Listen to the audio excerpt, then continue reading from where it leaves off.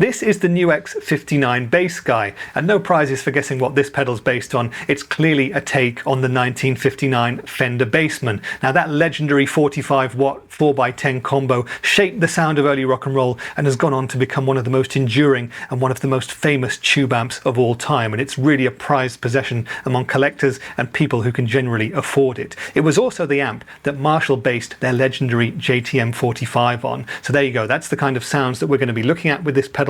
A NUX for about $50 or about 50 euros promise that this pedal can turn your clean channel into a 59 Bassman. So let's hear how it handles it in this video. First, what I want to do is tell you about the specs and the features of the pedal, then I'll play it for you in as many different styles as I can with single coil and with humbucking pickups, and afterwards I'll give you a few opinions on my personal thoughts on the 59 Bassguy. Now this pedal came out in January 2025 at the Winter NAMM show. It was launched without that much fanfare. NUX didn't really do any sort of big launch stuff with it. I haven't seen it in any shops yet either, but it seems to be slowly filtering out about now in March 2025 sort of time, and so hopefully you'll get to try one of these for yourself soon too. And NUX actually sent me a couple of these, so I might be able to do a giveaway at some point as well. So if you want to sub to my channel or follow me on Instagram, you might be able to grab one of these that I'll be giving away at some point in the future. But anyway, what are we looking at with the 59 Bassguy? Well, we've got a very Tweed looking pedal here, just like the Tweed original amplifier itself,